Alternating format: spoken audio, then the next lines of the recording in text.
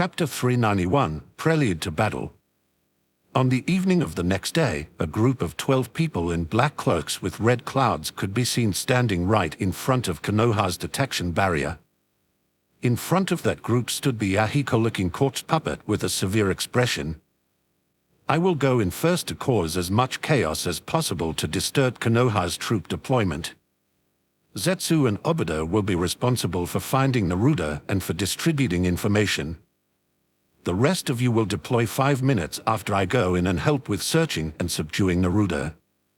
Without waiting for any feedback, Asura Path Pain, who was capable of producing all kinds of weapons from his body, picked up Animal Path Pain, who was capable of summoning all sorts of different beings, including the other pains.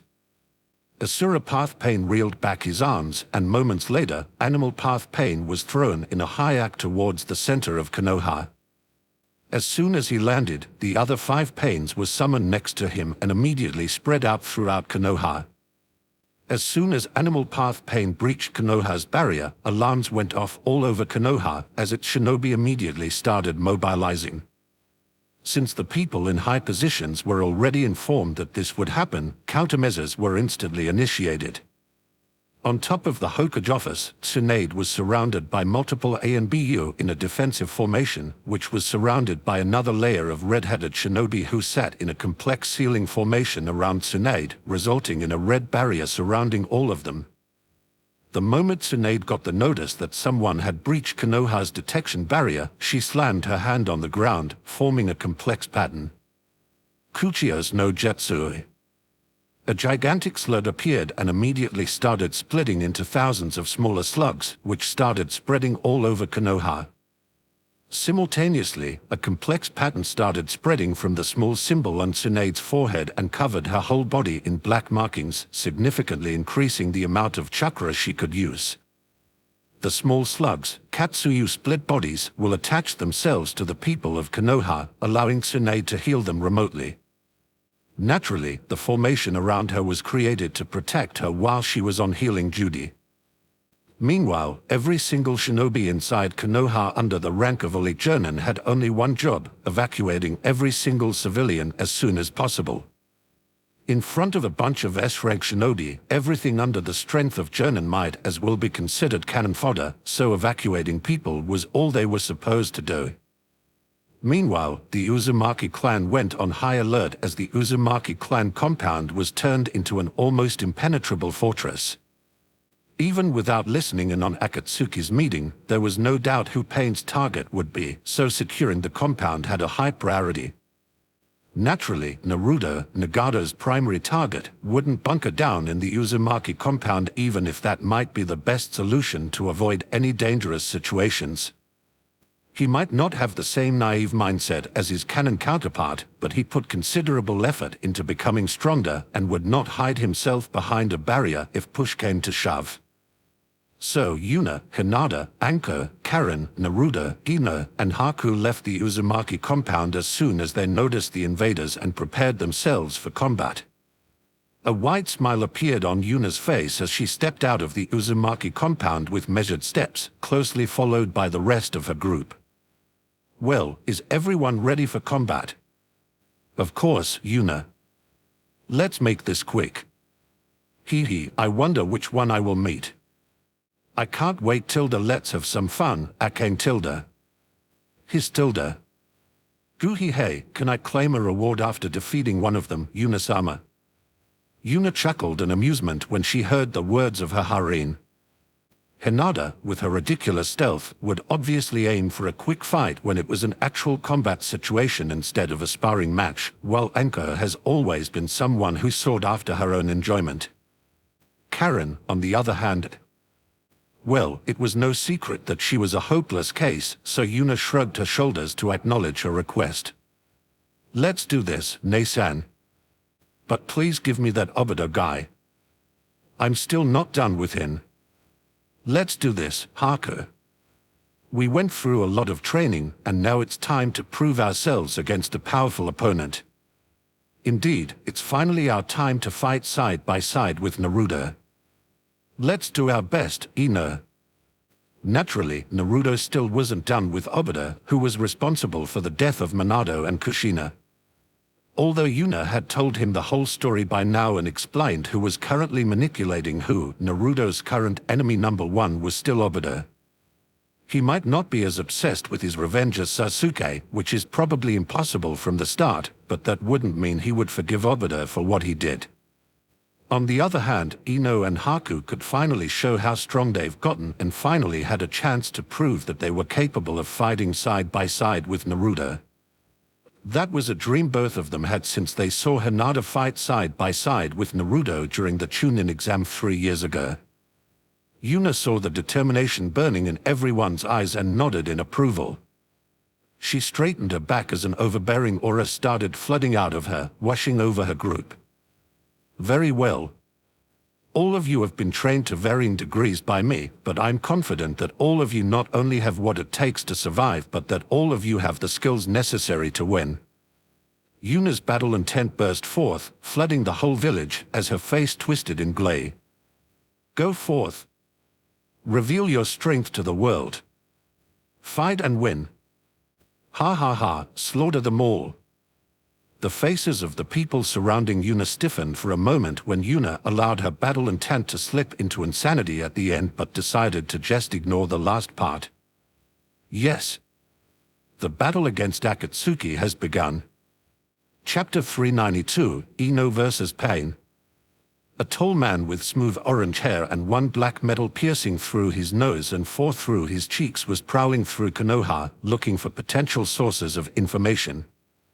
This was Human Path Pain, who had the ability to read the minds of people whose forehead he touched and could even fully extract their souls to absorb someone's memories completely.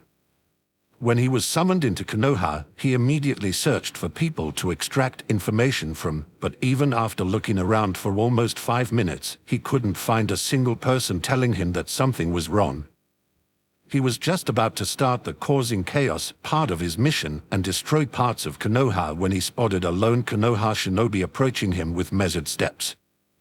It was a young woman with platinum blonde hair and deep, clear, light blue eyes that seemed to stare straight into Human Path Pain's soul. Despite the deep impression the young woman's eyes gave him, he quickly dismissed her as some random Konoha kunoichi who was blinded by a desire for glory and, as such, tried to defeat him by herself. Naturally, he memorized the information of everyone in Konoha who he considered strong, and as far as he could tell, the woman in front of him didn't even have a bounty on her, so he simply dismissed her as a weakling. Pain vanished from his position, reappeared in front of the woman, and put his hand in her forehead at lightning speed. Tell me all the information you have about Naruto Uzumaki's combat capabilities. The young woman felt something trying to influence her mind, forcing her to answer the question, but she quickly suppressed that feeling while a sneer appeared on her face, and she slapped away Pain's hand. If you want information about my boyfriend, then go ask him about it yourself. While Pain was still dazed from his attempt of extracting information failing, the young woman, Ino Yamanaka, stepped forward and put her own hand on Pain's forehead while forcing him to keep eye contact. Well then, how about you tell me where your real body is hidden? Ino smirked as she felt part of her conscious invading Pain's mind, but before she could get her hand on any information, she widened her eyes in shock as she retreated from Pain, letting go of his head while breaking eye contact. She clicked her tongue in annoyance as she casually swiped away a drop of blood coming out of the corner of her eye. Guess that one is on me. It seems like invading the mind of someone with a Rinnegan is not a great idea. Especially not if I try to do so through the eyes. While Ino was monologuing, Pain snapped out of his daze as he puzzled together the information he had just received from Ino's rambling. I see, she called Naruto her boyfriend, so this must be Ino Yamanaka. I didn't bother thinking about her and thought she was just a random girl, but it seems like another abnormality has appeared around Yuno Uzumaki. I guess I should kill her before she becomes too dangerous. 2 black metal rods appeared in Pain's hands as he got ready for close combat. Human path pain wasn't really made for fighting in general, since its only ability was to extract souls, but Pain was confident that defeating a young woman wouldn't be a problem, especially if her abilities wouldn't work on him. When Ino saw her enemy prepare himself for close combat, she couldn't help but frown a little. Frankly, she hoped for a fancier enemy than this. Both of them couldn't use what they specialized in, so this would turn into a taijutsu fight between two people who didn't like using taijutsu. Despite her thoughts, two kunai appeared in Ino's hands as her eyes started glowing, significantly increasing her perception. Ino shot towards Pain at high speed, prompting him to throw dozens of metal stakes at her, which she effortlessly weaved through. Since she could evade Hinata's onslaught of water projectile, this kind of barrage was naturally no problem for her. Moments later, she appeared in front of Pain and slashed one of her weapons at him. He wanted to block the strike by crossing two metal rods in front of his body, but before he could do so, Ino pressured him with the full strength of her soul, causing him to flinch for a split second, delaying his movement. Ino clicked her tongue when she realized that that short delay she caused wouldn't be enough to land a hit on him, and already started planning her next move, when Pain's eyes suddenly widened, fear clearly visible on his face. Due to getting delayed yet again, Pain failed to block Ino's attack, resulting in a massive gash appearing on his chest that was undoubtedly fatal. Despite Ino being certain that her attack was fatal, she continued the assault on the still shocked Pain and sliced his head off to make sure he stayed dead. Seeing Pain's dead body on the ground, a dissatisfied pout appeared on her face. First, she has to fight someone who could practically only use taijutsu against her, and then someone even caused him to be distracted, making her fight even easier. In conclusion, she wasn't satisfied at all. No matter how I look at it, it was definitely Yuna's fault that he flinched like that. I will absolutely ask her for compensation after this is over. Despite her dissatisfaction, Ino bent down to pick up Pain's severed head to give information extraction another try, but just when her hand was about to touch his head, his dead body had vanished into a puff of smoke, causing Ino to frown. This is so annoying. Not only can these bodies be summoned by other people, one of them can even revive the others. Since I'm already done with my fight, I guess I should start looking for the one that can do the revival. Getting rid of that one should be the priority. Ino spread her sense again to find another enemy, but could only frown when she realized that all the Pains had the same chakra signature. Whatever, I'll just go to one who isn't involved in combat yet and confirm which one it is when I see him. Chapter 393, Anko vs. Pain. In the depth of Konoha, an almost invisible creature was stealthily crawling over the village's roofs. This creature was one of Animal Path Pain's summons, a gigantic chameleon that could turn invisible. Initially, Pain wanted to use it to infiltrate further into Konoha and wreak havoc at Konoha's hospital, one of Konoha's most essential locations, but his plans were swiftly thwarted when the chameleon suddenly started roaring in pain, while its body started melting at its neck as if someone poured magma over it. Moments later, a small crimson snake with a length of about a meter slithered away from the roaring chameleon and casually wound itself around the body of a nearby woman with purple hair with a weirdly smug-looking expression on its face. Hee hee, good job Akane, that's one down. His tilde. The mouth of the suffering chameleon opened, and just before it poofed out of existence, a man with long orange hair, 2 black piercing underneath his eyes and 6 more arranged around his chin, jumped out of it. This was Animal Path Pain, who had a plethora of summons in his repertoire. Without a moment of delay, Pain slammed his hands on the ground, resulting in a total of 3 summoning diagrams appearing on the ground. A massive bird with an exceedingly long beak that looked like a spear, a huge rhinoceros, and a monstrous dog appeared. All 3 summons had the Rinnegan instead of normal eyes. Anko frowned when she saw the 3 massive creatures in front of her. This was still the middle of Konoha, after all. Anko scanned her surroundings and sighed in relief when she noticed that at least there were no people in the vicinity she would have to look out for. Anko considered her options before simply shrugging her shoulders in indifference. Things would become messy anyway, so a bit of damage couldn't be helped. The colorization around Anko's eyes turned crimson as she slammed her hands on the ground with a vicious grin, and moments later, two massive snakes appeared next to her. She considered summoning Manda, but Anko didn't believe him to be trustworthy enough to call him for such an important fight. So, instead of Manda, she called for two slightly weaker snakes who were more reliable. Pain jumped on the giant bird, which immediately took flight, while his two other summons immediately charged at Anko's snakes, resulting in a massive monster fight in the middle of Konoha. Anko couldn't help but sweat a little when she remembered that Yuna promised Tsunade that the Uzumaki clan would partially pay for the damage dealt to Konoha during the fight, but decided that that would be a problem future Anko would have to deal with. Yet again, she scanned her surroundings and sighed in relief when she noticed multiple Uzumaki clan members hastily approaching the battle, each with a massive scroll on their back that could undoubtedly be used to contain the battlefield.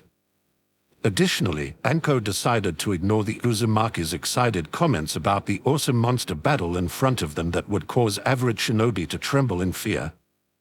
Anko shook her head to get rid of her idle thoughts as her eyes landed on the massive bird flying in the sky, causing her to frown again. She couldn't fly, and reaching her enemy might be a little troublesome if he kept flying high in the air. Before Anko could come up with a counter-strategy, another two summonings appeared next to Pain and started falling towards the ground, a giant centipede and a colossal crustacean. Anko was slowly getting annoyed by her opponent's stalling tactics and clapped her hands together, gathering massive amounts of chakra while taking a deep breath. Flame cultivation arts, Grand White Inferno. A gigantic wave of searing white flames burst forth from Anko's mouth, covering enormous amounts of airspace, making it impossible for Pain's two new summons, who couldn't fly, to dodge. While the centipede couldn't do anything to block Anko's attack except for coiling itself up into a dense ball, the crustacean opened its mouth and shot a beam of water bubbles into Anko's attack. However, the bubble attack barely showed any effect as Anko's attack easily overwhelmed it, and within seconds, the two summoned beasts were burned into ashes. While Anko's attack covered the sky, Pain's bird summon managed to move out of the attack's path while maneuvering away from Anko's sight to attempt a sneak attack. Pain summon dove towards Anko's back at high speed, its pointy drill beak pointing menacingly at her heart. However, Anko might not be the best sensor in Yuna's group, but spotting a monstrous bird that was aiming for her heart was child's play for her. Especially if luring Pain into attacking her in close combat was one of the options she considered to lure him out of the sky. So, when Pain's summon was a few meters away from her, she turned around at lightning speed as dozens of snakes shot out of her sleeves, coiling themselves around the bird's beak. Anko grunted in displeasure as she used her snakes as springs to spread the impact of the charge attack all over her body instead of concentrating it on one point. If natural energy didn't strengthen her body, Pain's attack would have still been incredibly devastating, but since that wasn't the case, she only felt a slight numbness all over her body while a massive grin spread on her face. Hee, gotcha. Although Pain's summon was caught by Anko, he didn't understand why Anko acted like she had already won. That doubt was cleared rather quickly when he realized that the snake that was previously coiled around Anko was no longer there. Before he could react, fangs pierced into his neck, causing his whole body to melt at a quick pace. Naturally, his body was only a remotely controlled corpse, so his expression was still indifferent, despite his body's current state. However, just when his face was about to be consumed, his face twisted in fear, causing Anko to lift her eyebrows. Oh? I wonder what Yuna did to him, Tilda. Anko lazily stretched her back, pretending not to see how much damage the fight between her two snake summons and Pain's summons caused before she closed her eyes and spread her sense to look for another opponent. Meh, no more enemies nearby, huh? How unlucky. Oh well, let's search around randomly and hope for the best. Chapter 394, His Tao vs. Pain. A slightly chubby man with orange hair and two black piercings through his nose and cheeks moved through Konoha with high speed. This was Predapath Pain, who had the ability to absorb chakra, which included jutsu that was shot at him. Initially, it was planned that he would attract a huge crowd of shinobi so he could absorb the ninjutsu, which would refill Pain's chakra reserve, but for some reason, he couldn't find any other people inside Konoha. Although they entered the village only a few minutes ago, by now it was rather obvious that their attack was predicted somehow and that most people were evacuated preemptively. In fact, he could already see through his shared vision with the other Pains that some of the other bodies of Pain were currently confronted by powerful individuals instead of hastily put together shinobi teams, which means the first part of their plan was a failure. The chaos they wanted to cause within Konoha would very likely not happen unless something extreme was done. After pondering the situation for a short moment, Pain decided to send his Predator path to the Nara clan compound, who were the most ninjutsu-dependent clan in Konoha, to wreak havoc there. Well, the most jutsu-dependent clan except for the Sarutobi clan, who had too few members for Pain to bother with. However, before he could resume running, he heard some noise coming from a nearby alley before a teenager stumbled out of it. "Oi, Konohamaru, what are you doing?" Shut up, Inari, you think I did that on purpose?" Pain's eyebrows rose when he saw another young man walk out of his hiding place. At first, he wanted to ignore both of them, but after a quick scan, he noticed that both of them had a chakra reserve of around a week chunin, which he decided that he might as well absorb while he was here. It might not be much, but it was better than nothing. He vanished from his position, reappeared in front of the duo, and tried to grab both of their heads, but to his surprise, one of them dodged by substituting himself, while the other had two kunai in his hands within an instant and slashed at his hand, forcing him to retract it. Konohamaru, the one who used the substitute, already had cold sweat flowing down his back from the first encounter. By now, he had grumpily accepted that Inari was stronger than him when it came to an actual fight. However, his jutsu speed was still the fastest in the class by a considerable margin, which was the only reason why he somehow managed to escape Pain's attack. On the other hand, Inari's condition wasn't much better either. Although Yuna gave him a training plan, it's not like there were any secret methods to become invincible in there. It was pretty much only a list of chakra and physical exercises she deigned to fit him, combined with a nutrition plan for his growth. The only reason he could surpass the clan children in his class was a combination of his determination and stronger will due to what he experienced during his childhood and the difference between a training plan created for a group of children by an institute that wasn't even 100 years old and an individual training plan created by someone who had trained people for who knows how long. He was stronger, faster, and better at chakra control than his peers, but that was all. "Konohamaru, I think we are in trouble. TSK, I have an idea. Can you buy me half a minute?" No. AUCI. Okay, thanks. OOI. Clang. FCK. Before Inari could complain to Konohamaru, Pain reappeared in front of him and swagged down with one of his black metal stakes, which Inari barely blocked by crushing the two kunai in his hands in front of him. Inari groaned as his knees started buckling due to the force behind Pain's attack. Pain tried to kick him in the stomach, which he blocked with his own leg, causing him to stumble backward and crash into a wall. He really wanted to curse Konohamaru right now, but unfortunately, he didn't have the capacity to do so right now, as Pain continued his assault. Pain broke through Inari's defense a few seconds later as he pierced a black stake into his shoulder, preventing him from using chakra. Pain gripped his forehead, and Inari could immediately feel his chakra getting sucked out of his body. Luckily, the time he brought was enough for Konohamaru to act as he appeared next to Pain with a blue spinning ball of chakra hovering above his hand. Surprisingly, moments before the chakra ball was about to reach him, signs of fear passed through Pain's eyes, distracting him momentarily. Rasengan. Unfortunately, Konohamaru was fighting Predator path Pain, resulting in his painstakingly prepared attack getting absorbed harmlessly despite the moment of distraction, dumbfounding Konohamaru. And no way. Pain's free hand shot forward and lifted up Konohamaru as well, while he started to absorb his chakra. Konohamaru and Inari could already see their life and hear when the sound of a cannonball getting shot echoed over the battlefield, and before the duo could understand what was going on, their enemy fell to the ground with a huge hole in his head. The sound of someone walking in flip-flops reached the duo, causing both of them to look at the sound source. "Gee, Grandpa." An old man approached the duo with leisure steps. He wore a half-open pink shirt with interlinked female signs printed on it and black shorts with suspicious-looking leaves printed on them. Additionally, he wore sunglasses and flip-flops. "Yo, Konohamaru."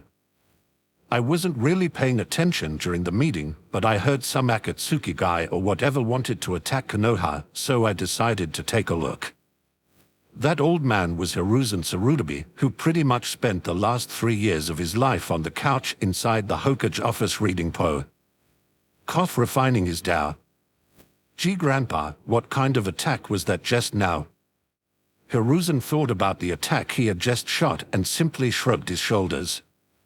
"Just a little application of elemental nature manipulation I came up with on the spot. I made a small projectile and a long barrel out of earth chakra and coated it with water chakra to reduce the recoil. Pumped fire and lightning chakra into the barrel, causing an explosion which shot the projectile forward. And finally, I guided the projectile with wind chakra while causing it to spin to hit my target. All in all, no big deal." Konohamaru and Inari could only open and close their mouth like a fish out of water when Hiruzen finished his explanation.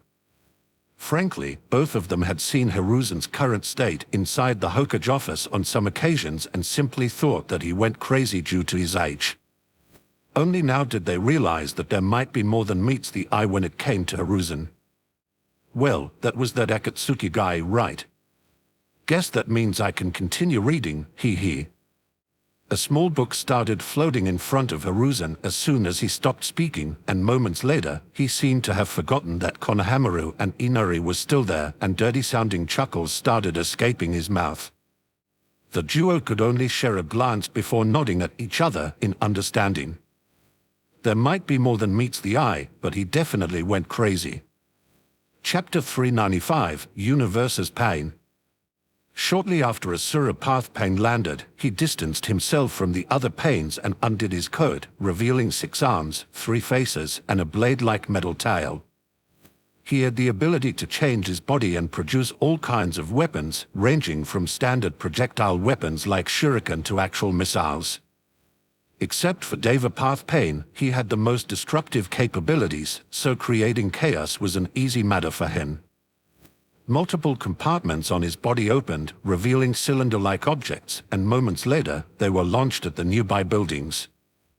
However, before they could reach their designated targets, a small ice needle pierced through every single one of them and turned them into ice blocks, resulting in them harmlessly bouncing off the walls of the buildings. "Geez, I would really appreciate it if you could keep the property damage low. Maybe it was a mistake to promise Tsunade that my clan would pay for the damage. Should I have given her something else to ensure that we could have some fun with this battle?" Asura Path Pain glanced at the woman with red hair and blue strands, who was sitting on one of the roofs while happily swinging her legs back and forth, and immediately turned around and ran away. There was no purpose in fighting Yuna right now. He was supposed to cause as much destruction as possible, and there was no way to do so while facing Yuna. While he was running, his blade-like tail slashed towards a nearby building to cut it in half, while even more cylinders were launched from his body and spread through the area. Yuna's image blurred as she appeared above Pain's tail and nailed it into the ground with an ice sword while simultaneously creating more ice needles to freeze the cylinders that were undoubtedly explosives. So rude. "Didn't I tell you not to damage any property?" As soon as those words left Yuna's mouth, an explosion echoed through Konoha as 2 gigantic snakes, a humongous rhinoceros and a monstrous dog started fighting in the distance, leveling quite a few buildings while causing Yuna's eyebrows to twitch in irritation. "Yep, that's a punishment." Meanwhile, Pain ignored Yuna's words yet again as his tail detached from his body and he started running away. However, before he could take the second step, a chain pierced through his back and exited from his front. "Get over here." Pain could feel Yuna pull on the chain, yanking him towards her position, so he decided to go on the offensive as multiple blades grew out of his body. Clang! Just before Pain's weapons could pierce through Yuna, an ice armor covered her body, easily blocking every single one of Pain's strikes. Pain wanted to create more weapons, but Yuna's hand shot forward and grabbed him by the neck, lifting him up with an indifferent expression on her face. How weak. Is this what you call the power of a god? This body probably couldn't even defeat a Skull Jonin. Is it because you are controlling it from far away, or because you have to control 6 bodies at once? Or maybe all that boasting you did about the power of a god was just useless dribble. Pain tried to create more weapons, but he couldn't do so for a reason he wasn't aware of. In fact, no matter what he tried, he couldn't move his body at all. Naturally, that wouldn't diminish his arrogance. Are you proud of yourself for defeating this puppet body? Do you really think this minor victory has any meaning? This is pointless. No matter what you do, you cannot stop me. I will bring peace to this world. I will show this world pain. For I am a god. Yuna's face twisted in disdain as she moved Pain's head right in front of her own, so the two would look into each other's eyes. Pain. What do you know about pain, child? A face-splitting grin busy insanity appeared on Yuna's face as she pulled Pain even closer to herself, almost making their noses touch. I will show you what true pain is. Due to the shared vision of the Rinnegan, all 7 Pains saw Yuna's twisted facial expression and her purple eyes that seemed to reflect the deepest depth of the darkest abyss, causing all of them to shiver in fear involuntarily. What a why? Crack. Before Pain could utter his question, Yuna clenched her fist and broke his neck. She was aware that that wouldn't be enough to stop this particular body from moving, so moments later, she encased the whole thing in a thick layer of ice and tossed it away in indifference. I'm a monster that has seen and experienced things you couldn't even fathom, mortal. Yuna shook her head to get rid of her slightly somber mood and spread her senses again. She couldn't help but feel somewhat disappointed in Pain's combat strength. Considering he proclaimed himself to be a god, she expected more from him. Well, considering Konohamaru defeated one of them and the timeline Hisoka was aware of, Yuna could only smile wryly while shrugging her shoulders. Guess I put my exceptions too high. I can only hope that the Gravity one will put up a decent fight. Well, as far as I can tell, a few more Akatsuki members are present, so I guess at least a few of us will have a decent fight. A short moment later, Yuna noticed that another Pain was heading towards the Hokage Tower and decided to make that one her next target. She bent her knees and jumped as high as she could, and just when she was about to start falling, a small piece of ice appeared under her feet, allowing her to jump again. She repeated that action a few times, and after reaching an appropriate height, she created another ice foothold, but instead of jumping up, she jumped towards the Hokage Tower, while thin wings entirely made out of ice appeared on her back. Since she hadn't started cultivating yet, flight was still impossible for her, but creating a basic glider with her ice after reaching a decent height was no problem at all. Additionally, she could make more footholds in midair, allowing her to accelerate even further, making this mode of travel quite fast. Why aren't you just teleporting over there? Kurama. I'm shocked. What is with that outrageous question? It's almost like you don't know me. I'm obviously not doing that because dropping out of midair is significantly more badass while allowing me to go for a superhero landing as well. So you remember about that special move I told you about that would definitely kill me? How about you use it right now? I'm sure you will need it against Pain. That Baron mode thingy. Sorry, but this ride, unfortunately, has no exits. You are stuck with me for the rest of my life. Life is Pain. No, his name was Nagata, I think. Chapter 396, The Battle Outside Konoha. While Pain's bodies were busy getting their asses kicked, Kakuzo, Haiden, Kasame, and Conan were waiting in front of Konoha's detection barrier. It had been 5 minutes since Pain entered Konoha, so the group was about to enter the village when they all heard a weird whistling sound. They simultaneously looked at the source of the sound, causing their eyes to widen in surprise when they saw a massive ball of spinning wind chakra flying towards them. Kakuzu, Haiden, and Konan immediately jumped out of the way, while Kasame drew his sword and slashed it towards the incoming attack. The moment his blade collided with the attack, the density of the chakra ball was reduced, but despite that, it still exploded and engulfed Kasame in a powerful chakra storm, dealing quite a bit of damage to him. Simultaneously, a pair of paper wings appeared on Conan's back, allowing her to dodge a barrage of ice needles that was shot at her, separating her from the rest of the group. Moments later, her position in the air was surrounded by ice mirrors with a young woman with black hair standing in each of them. Meanwhile, Haiden grabbed the giant scythe he had on his back and prepared himself for combat. However, before he could detect any enemies, a chain burst out of the ground, wrung itself around his ankle, and tossed him away, separating him from Kakuzu, who could only frown at how easily all 4 of them got separated. It seems like the information that we would attack today got leaked. Considering how easily we got separated, there is a high chance that our abilities were revealed to some degree as well. I wonder who the traitor is. Probably that Toby Weirder. Didn't trust him from the start. Suddenly, an unprecedented sense of danger overcame Kakuzu as all his instincts started screaming at him to move aside. He only managed to shift his body slightly before 5 water blades pierced through his body and another one barely missed his head, resulting in a bloody gash appearing on his cheek. TSK missed son. Kakuzu shuddered in terror when he realized that 2 of his 5 hearts had just gotten destroyed and that the only reason why the other 3 were still intact was that he moved his body a little, resulting in his attacker slightly missing her targets. Before his assailant could get another shot in, black threads burst out of his body and started lashing out, forcing the other person away from him.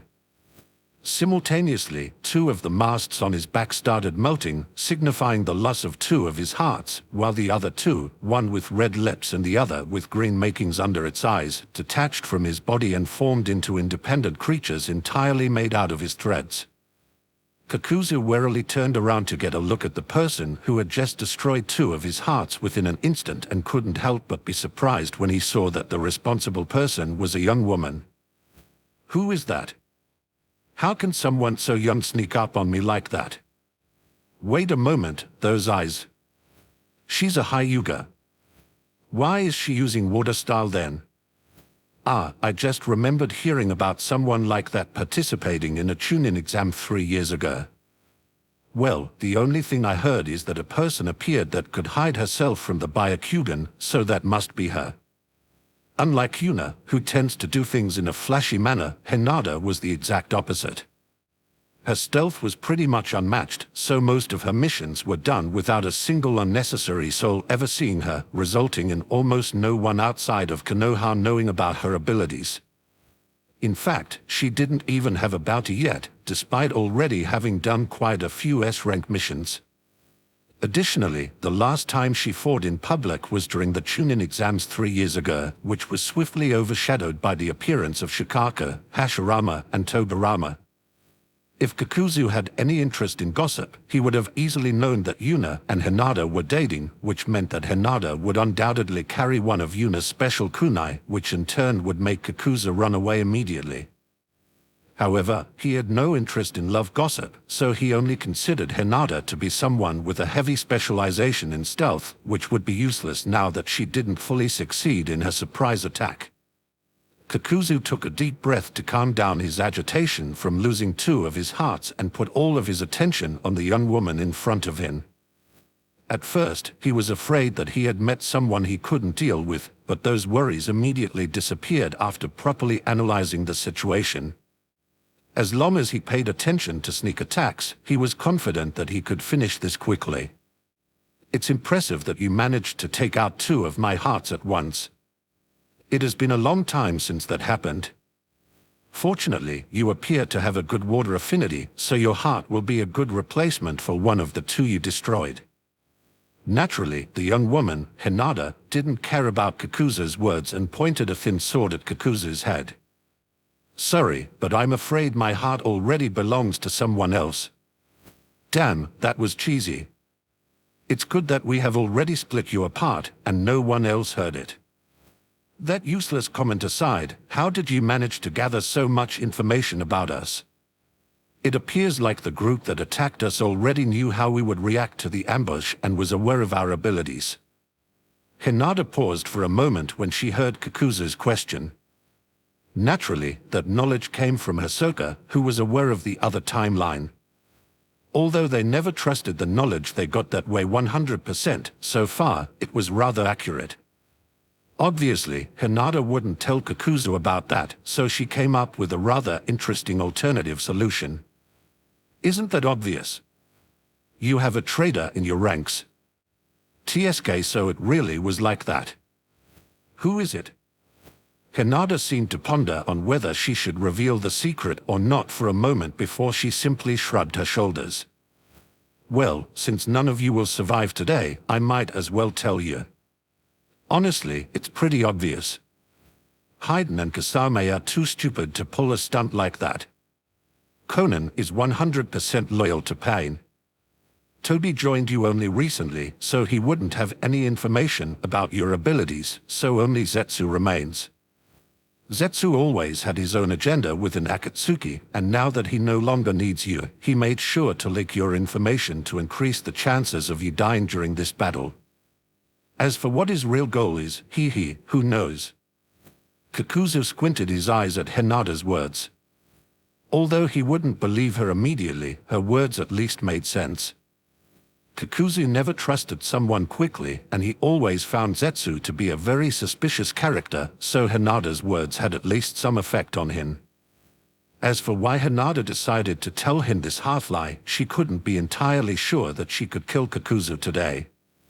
He had lived for almost 100 years, so who knew just how many obscure escape techniques he had accumulated over the years. However, now that Hinata planted some distrust for Zetsu in him, he would very likely not rejoin Akatsuki even if he survived today, taking him out of the equation no matter what happens. Chapter 397, Hinata vs. Kakuzu. Water style, 1000 water bullets. Earth style, massive earth wall. A hail of pressurized water bullets shot towards Kakuzu, who blocked them by creating a massive earth wall in front of him. He was just about to prepare his next jutsu when his eyes widened in surprise as he covered his right hand with his threads to block the incoming sword that was about to pierce his back. Clang. The tip of Hinata's sword collided with Kakuzu's hand, causing sparks to fly and Hinata to click her tongue. Her other hand, which was covered in water nature chakra, shot towards Kakuzu as well, but before her attack could reach him, she had to pull back her hand and dodge away, as one of Kakuzu's masked creatures started shooting fire at her. While dodging the flames, the other creatures started moving as well. It rained down a hail of wind bullets at her, forcing her to create a wall of water, which blocked all of them. Unfortunately, while she was creating that water wall, Kakuzu made a move as well and launched a huge bundle of his black threads towards Hinata, breaking through her water wall and hitting her in the stomach, sending her crashing into a nearby tree. Seems like that was it for you, little girl. Hinata scoffed at Kakuzu's words and effortlessly stood up, revealing that she was barely hurt, surprising Kakuzu quite a bit. I admit that was quite the powerful attack, but did you seriously think you could take me out with a single attack? In fact, that was precisely what Kakuzu thought. Only very few could match him in physical strength, especially after enhancing his attack power with his threads. Since his opponent was already very proficient in stealth and water style, he assumed physical strength would be her weakness and that she wouldn't have a strong body. It was actually pretty common for female shinobi to put less effort into endurance and focus more on agility and dexterity instead, which, considering the differences in body types between men and women, made sense in most cases. However, Hinata was far from an ordinary female shinobi. She frequently fought Anko for the silliest things, and those fights were almost always pure taijutsu fights. Additionally, she would frequently spar with the other people in their little group, including endurance freaks like Yuna, Naruto, and Lei. Even if the attack she took was from Tsunade instead of Kakuzu, she could still continue fighting without a problem. Suddenly, the atmosphere around Hinata changed as the skin around her eyes turned blue, causing Kakuzu to tense up. Although he had never seen someone using Sage Mode, he could at least tell that Hinata suddenly got significantly stronger. Guess I should have used this from the beginning. If I had, I might have actually gotten all your hearts with my first attack. As soon as Hinata finished speaking, 10 water blobs started hovering around her, seemingly without her input. Moments later, all 10 of them began to shoot highly pressurized water beams at Kakuzu, whose eyes widened due to the abruptness of the attack. He went through a few hand signs at lightning speed and slammed his hands on the ground, causing another earth wall to rise. However, this time Hinata's attack pierced through it after a very short delay, which Kakuzu barely managed to use to dodge out of the way. While he was dodging, his 2 masked creatures combined into one. One mask shot a massive flame breath towards Hinata, and the other one used a wind jutsu to amplify the first one's fire even further, resulting in a gigantic sea of flames rushing towards Hinata. Hinata lifted her sword as water chakra rushed into it, causing it to glow blue. She cautiously looked around to ensure that no one else was close enough to hear and slashed down her sword just when the sea of flames was about to reach her while opening her mouth. Water sword combination style, ocean-splitting water ray. A shudder went through Hinata's body as she said her attack name out loud, while a light blush appeared on her face. Damn it, although that was rather embarrassing, it felt amazing at the same time. While Hinata was contemplating what she had just done, a colossal water blade shot towards the sea of flames and easily split it apart, causing the fire to harmlessly pass by Hinata's sides without touching her. However, the power of her attack was barely diminished after coming in contact with Kakuzu's attack and continued advancing towards the combined masked creature. It wanted to dodge, but Hinata's attack was too fast and too big for it to do so, so before it could do anything else, her attack reached it and tore it into shreds, taking out both masked creatures at the same time while causing Kakuzu's eyes to bulge in surprise. What the F was that? I have fought Jinchuriki before, and even they couldn't produce such an attack. Although the scale is much smaller than what a Jinchuriki could do, that destructive power is beyond ridiculous. My threads were cut apart like they were made of paper. And it was done by a water jutsu of all things. Wasn't water supposed to be weak against earth? Sweat was flowing down Kakuzu's back like a river. 4 of his 5 hearts were gone.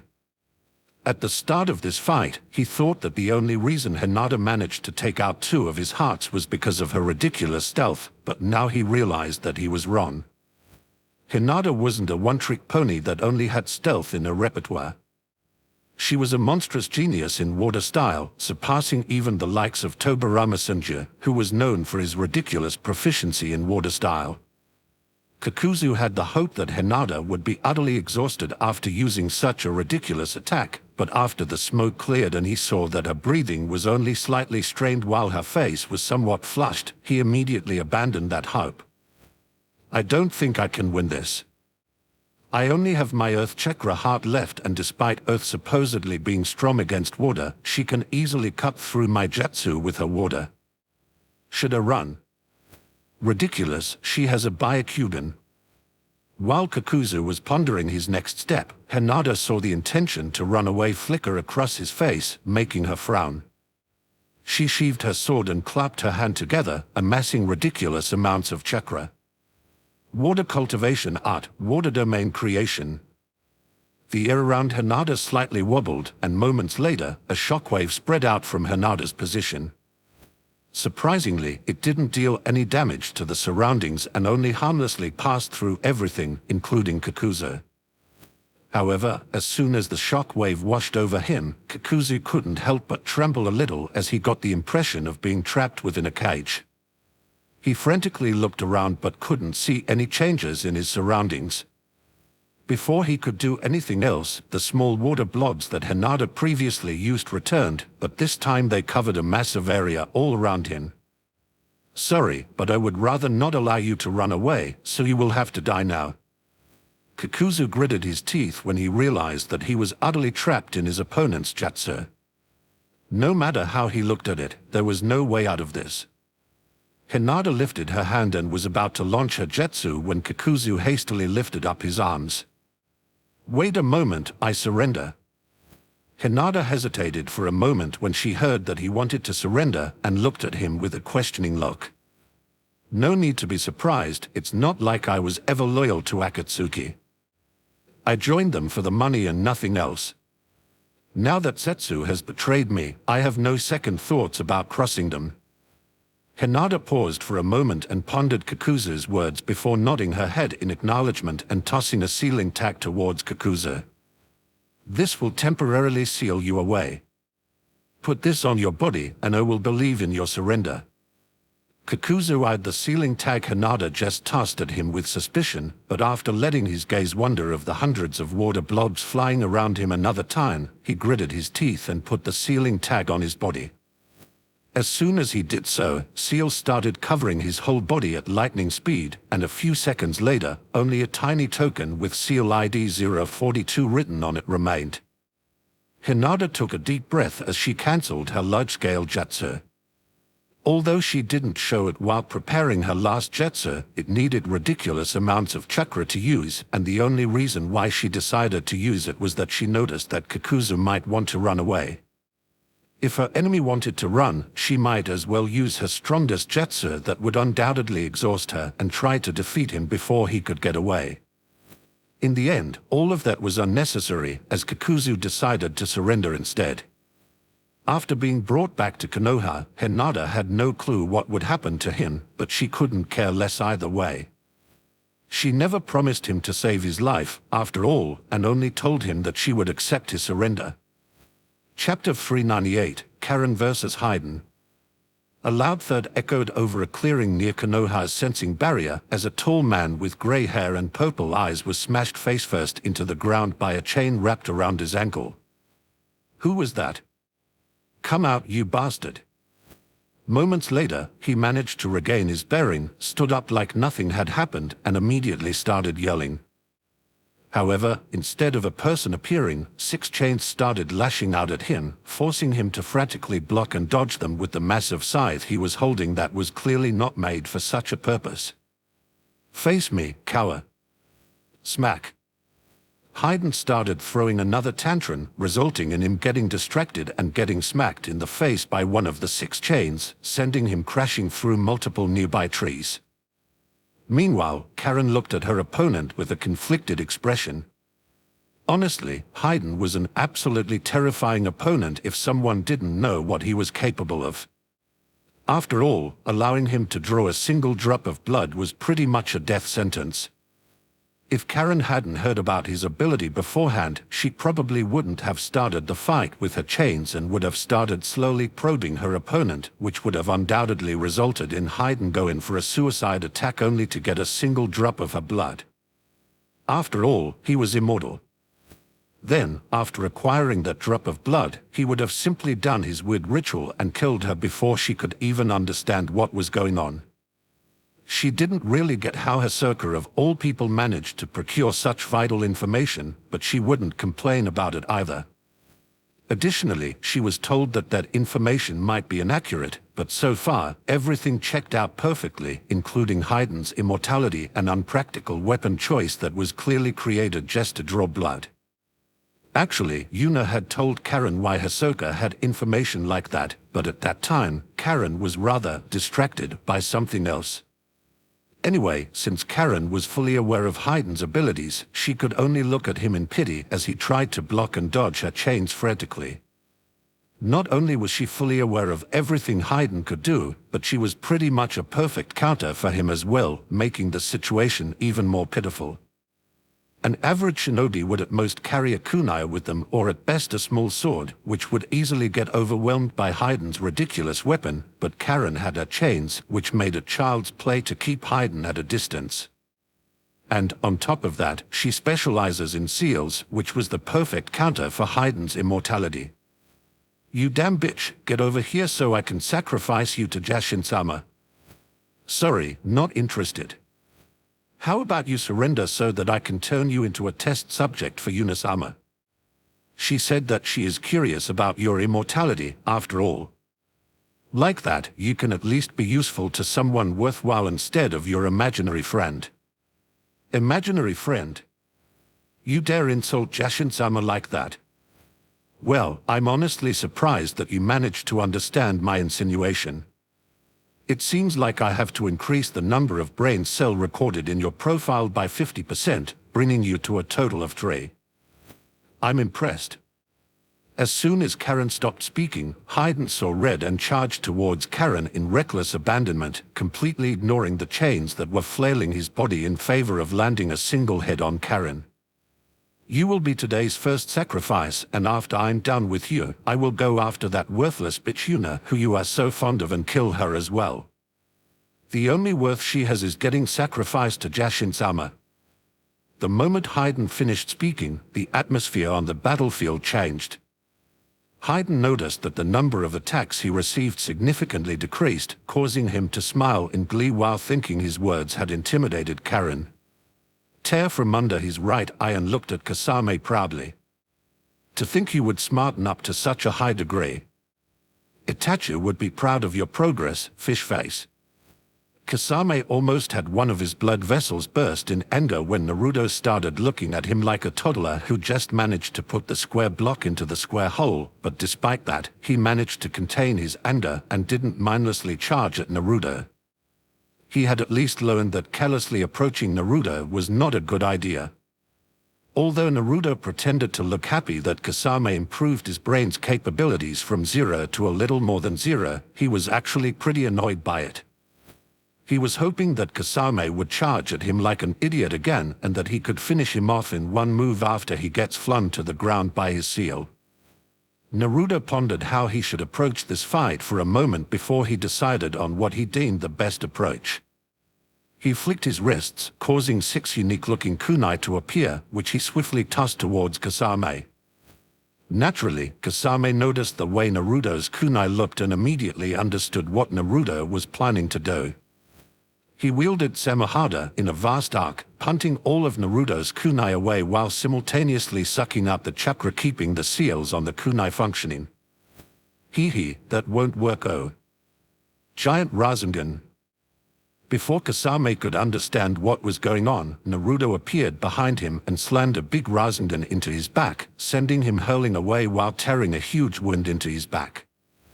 However, Kasame managed to right himself in midair and landed on his feet while continuing to slide backward due to the force of Naruto's attack. Samahada had already started healing his wound, but Kasame still had an ugly expression on his face since he could feel that there was almost no chakra that could be used for healing left, meaning he had to absorb more from Naruto. You bastard, how did you manage to get behind me? Naruto chuckled in amusement as he casually spun a kunai on his finger.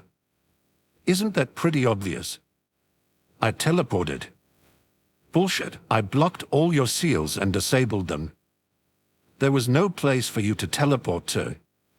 Hee, are you sure about that? What was the greatest weakness of the Flying Thunder God seal? Everyone knew how it worked, at least to some degree. The user would prepare special kunai and use them as teleportation points. Everyone knew that that was how it worked. However, a lot of people tend to forget that the important part wasn't the kunai. It was the seal on the kunai. Isn't creating special-looking kunai to carry the teleportation marker incredible stupid? After all, it will instantly tell your opponent that the kunai has a mark on it. No, that was simply part of the trick. It was a distraction to make people focus on the kunai instead of the seal itself. So, how did Naruto manage to place a seal directly behind Kasame? He distracted him with the 6 obviously marked kunai, took out a small metal plate with the necessary seals engraved into it, which was rolled up to make it look like a small, almost impossible to see needle, and stealthily threw it behind Kasame. Unfortunately, using such a thin metal plate instead of a solid metal piece like a kunai to hold the seal made it a one-time use item. Those needles were a pain to create, so Naruto had only very few of them, but he was certain that he had enough to empty Kasame's chakra before running out of needles.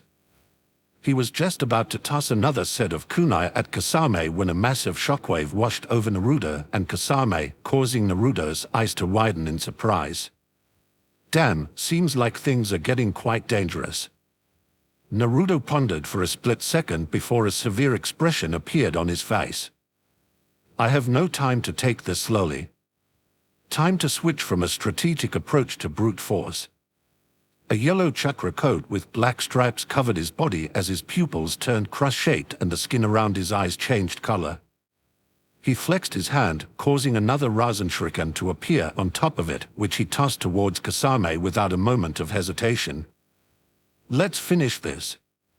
Rasen Shuriken,